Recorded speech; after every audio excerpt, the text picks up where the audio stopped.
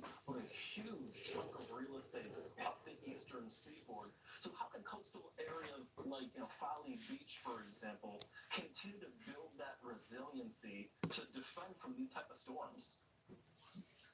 Right, great question. Something that communities all over are struggling with. In the past, communities really were worried about their beachfront. Keep our beaches beautiful, keep the tourists coming in, keep a wide beach. That's still really important.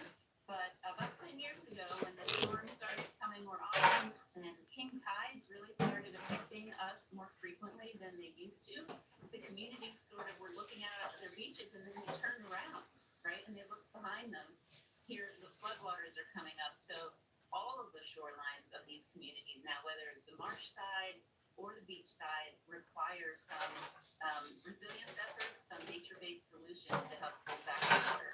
Yeah, and you know what's been wild over the past, say, week and a half, now almost 2 weeks, is the fact that places like Buxton, where we've seen literal homes collapse into the water because of the coastal erosion. I'm curious, when we look at the forecast this weekend, what are your expectations? Well, it doesn't look good, right? And we just can't seem to get a break. We have hurricanes and now a nor'easter coming up on us. The the thing that we can look for the most is that communities really are hoping to have better building measures in place, right? These are just things that we don't want to see happening along our coastline. So coastal protection measures, where you can build and where you cannot. And communities that have the financial wherewithal are putting wide beaches and high dunes out in front of homes like this, but the bucks and the economics just don't make sense right now. So it's a really unfortunate situation that we're seeing there. Fortunately, I would say this is the only place we're really seeing it right now, right? There are a lot of other communities around the nation, in the Charleston area here, that have wide beaches and high dunes that are protecting them from this type of devastation. Yeah, and kind of begs the question, Dr. Alcott, let me get your thoughts on this.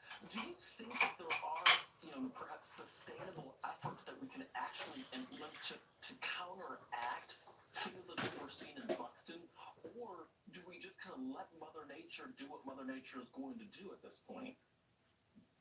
Yeah, we definitely have the knowledge and the experience and the sort of construction and permitting, and all the mechanisms are in place to take care of things like that in Buxton and prevent it from happening elsewhere.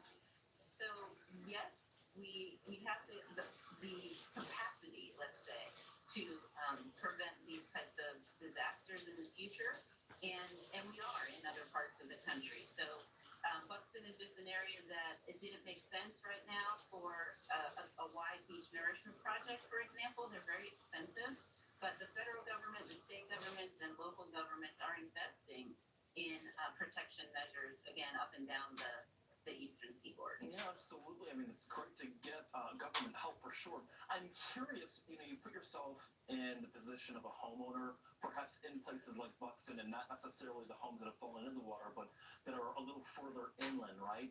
And you think to yourself, all right, what do I need to do now to protect my property, to protect my beachfront, to protect my home at this point? Any advice there? Right. So property owners that are getting ready for this storm are going to want to obviously ensure that they have some kind of protection out in front of their homes. At this point, there's not much you can do in short time frames, but many communities are offering sandbags in areas that aren't going to be seeing such severe erosion as places like Buxton. So I encourage everyone to listen to the emergency messages that are coming out of your local municipality. If you have areas that you're worried about flooding, go ahead and get those sandbags that they're offering and work with your community as much as you can. Dr. Nicole Elko, thank you so much for your insight and, of course, your perspective. Again, this is going to be a trying weekend for so many, not just in the Carolinas, but in the Mid-Atlantic and the Northeast. And, again, your perspective really helps kind of set the stage for folks that are preparing for this. Thank you so much for your time. We appreciate it. Yeah, I wish everyone the best in this storm. Thank you. Absolutely. We'll be on top of it every step of the way. Well, including Tropical Storm Jerry jumping through the Caribbean, and we have our newest named That's storm. weird. You can see it right there. And where we see impacts stateside. We'll talk about it coming up right after this.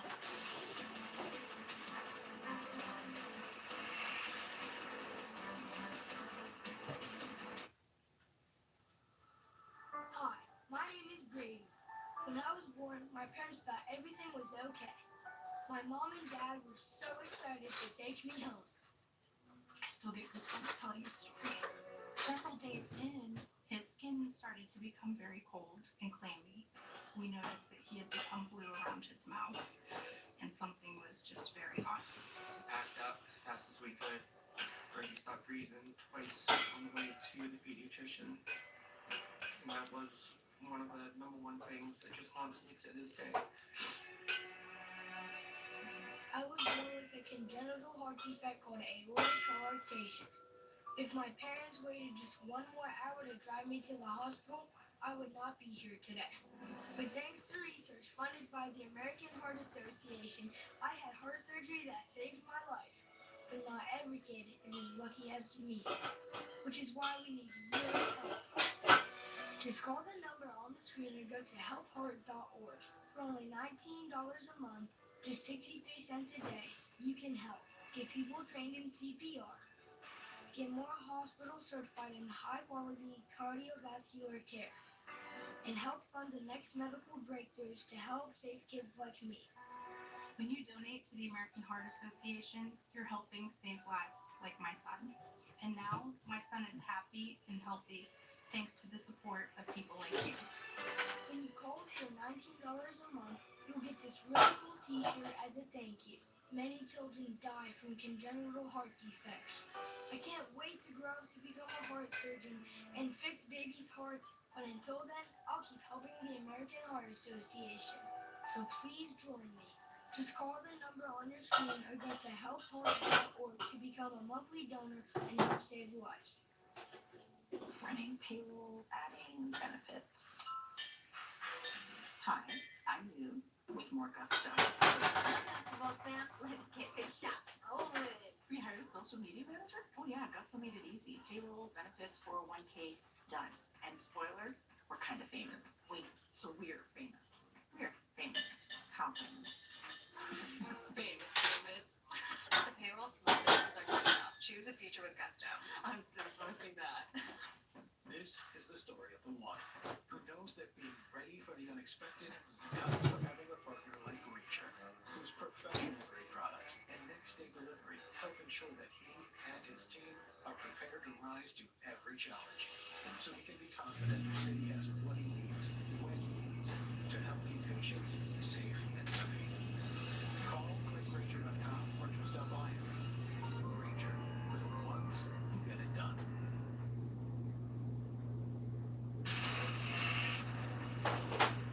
Now at America's Weather Center, check out this video on your screen of those enormous waves crashing along the shoreline. This is at the Outer Banks. This is Buxton, North Carolina, back on October 2nd and October 3rd. Literally crashing into the ocean. Here's the problem. We have a growing nor'easter that's set to take shape, and it's this nor'easter right here that we're expecting to impact places like Buxton, which, as you can see behind me, literally brought to its knees in terms of at least 9 homes falling into the ocean. And unfortunately, scenes and something like that could be seen again with our developing system. So let's talk about our developing system real quick. Here's where it's going to develop through the day tomorrow. Right now, by the way, we're already seeing lots of rain off of a cold front associated with this system in parts of Florida. You look at parts of Miami-Dade County, Broward County, Fort Lauderdale, it is pouring outside right now as we speak. That's all part of this system gaining strength and momentum as it works up through the Carolinas. This is going to be through your day tomorrow on Saturday and into Sunday. Note the wind field with this. You'll see it right here. It's a northeasterly wind. It's why we call this a nor'easter. And those winds will be strong and powerful at times. And what it's going to do to the Atlantic Ocean is it's going to take all that ocean water and thrust it